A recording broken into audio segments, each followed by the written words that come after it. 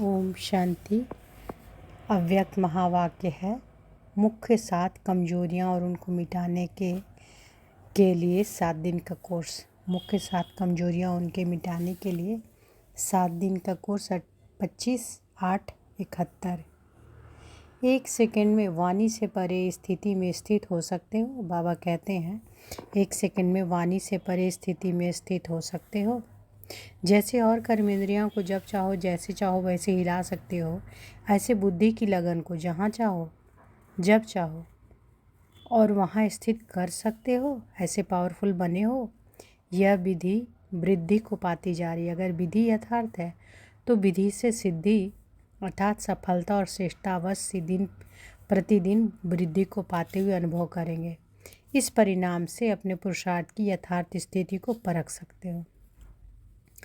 यह सिद्धि विधि को परखने की मुख्य निशानी है। कोई भी बात को परखने के लिए निशानियाँ होती हैं, तो इस निशानी से अपने संपूर्ण बुद्धि की निशानी को परख सकते हो। आजकल जो पुरुषार्थियों का चल रहा है, उसमें मुख्य कमजोरियाँ कौन सी दिखाई देती है? आजकल जो पुरुषार्थियों का चल रहा है, उसमें मुख्य कमजोरियाँ कौन सी दिखाई देती है? तो पहला है, एक तो स्मृति में समर्थी नहीं रही है। दूसरा, दिव्य में दृष्टि में दिव्यता व अलौकिकता यथाशक्ति नंबरवार आई हुई है। पहला क्या बोले? एक तो स्मृति में समर्थी नहीं रही है। दूसरा, दृष्टि में दिव्यता व अलौकिकता यथाशक्ति नंबरवार आई हुई है।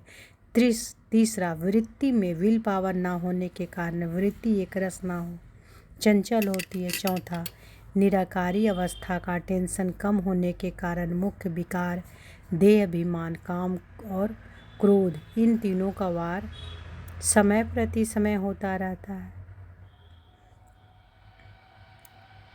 तो क्या बाबा बोले? चौथा, निराकारी अवस्था का टेंशन कम होने के कारण मुख्य विकार देह अभिमान, काम और क्रोध, इन तीनों का वार समय प्रति समय होता रहता है। पांचवा, संगठन में रहते व संपर्क में आते वायुमंडल वाइब्रेशन अपना इम्प्रेशन डालता है। छठा, अव्यक्त फरिश्तेपन की स्थिति कम होने के कारण अच्छी व बुरी बातों की फीलिंग आने में फेल हो जाते हैं।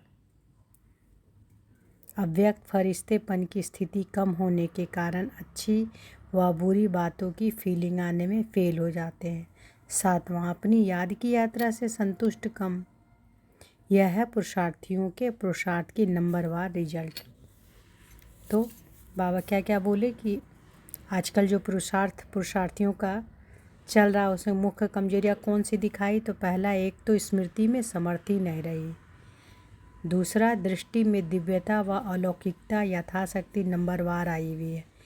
तीसरा, वृत्ति में विल पावर ना होने के कारण वृत्ति एक रस ना हो, चंचल होती है। चौथा, निराकारी अवस्था का टेंशन कम होने के कारण मुख्य विकार देह अभिमान, काम और क्रोध, इन तीनों का वार समय प्रति समय होता रहता है। पांचवा, संगठन में रहते व संपर्क में आते वायुमंडल वाइब्रेशन अपना इम्प्रेशन डालता है। छठा, अव्यक्त फरिश्तेपन की स्थिति कम होने के कारण अच्छी या बुरी बातों की फीलिंग आने से फेल हो जाते हैं। सातवां, अपनी याद की यात्रा से संतुष्ट कम। यह है पुरुषार्थियों के पुरुषार्थ की नंबरवार रिजल्ट। अब इन सातों बातों को मिटाने के लिए 7 दिन का कोर्स कराना पड़े।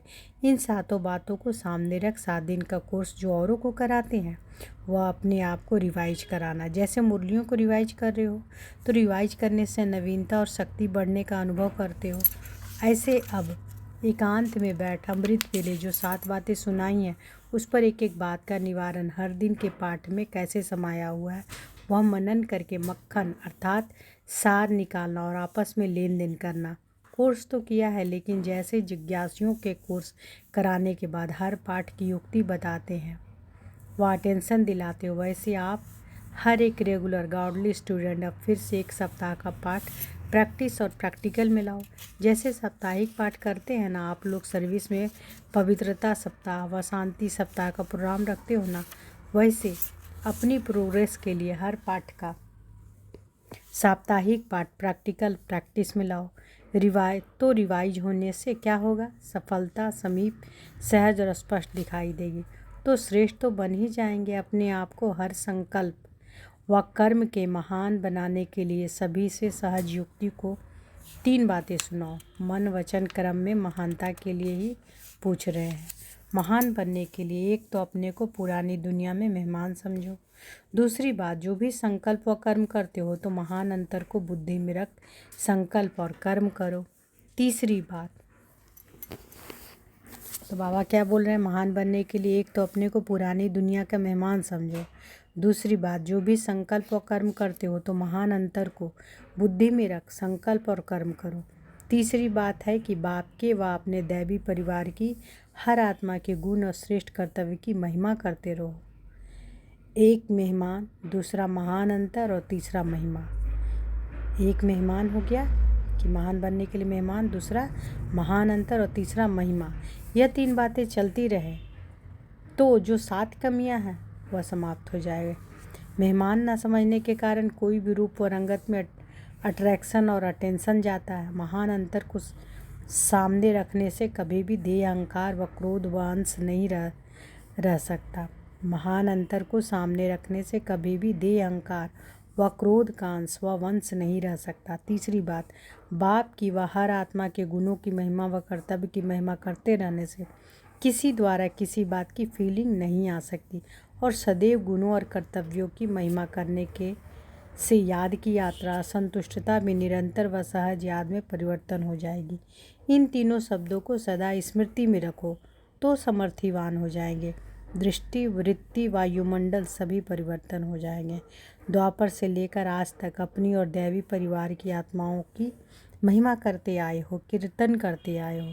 अब फिर चैतन्य परिचित हुई आत्माओं के अवगुणों और कमियों को क्यों देखते हो व बुद्धि में धारण क्यों करते हो। बाबा कहते हैं, अभी भी सारे विश्व से चुनी हुई श्रेष्ठ आत्माओं के गुणगान करो। बुद्धि द्वारा ग्रहण करो, मुख द्वारा 1-2 के गुणगान करो। फिर दृष्टि व वृत्ति चंचल होगी, किसी के भी कमी की फीलिंग होगी। अभी अनुभव किया कि कोई भी मंदिर की मूर्ति कितनी भी अट्रैक्टिव व सुंदर सजी हुई हो तो कभी भी दृष्टि उनकी सुंदरता सजावट की तरफ संकल्प मात्र भी चंचल नहीं होती। और वहाँ ही अगर कोई सिनेमा व कोई ऐसी किताब से अट्रैक्शन और सजावट देखते हैं व कोई बोर्ड भी देखते हैं तो वृत्ति और दृष्टि चंचल हो जाती है। क्यों? अट्रैक्शन तो मूर्तियों में भी है, सजावट, फीचर्स और नेचर्स की ब्यूटी मूर्तियों में भी है, फिर भी वृत्ति और दृष्टि चंचल क्यों नहीं होती। दोनों ही चित्र सामने रखो व एक ही कमरे में रखो तो 1 सेकंड में उस तरफ जाने से वृत्ति चंचल होती है और उस तरफ से जाने से वृत्ति पवित्र बन जाती है। यह पवित्रता और अपवित्रता का कारण क्या होता है? क्या होता है? स्मृति।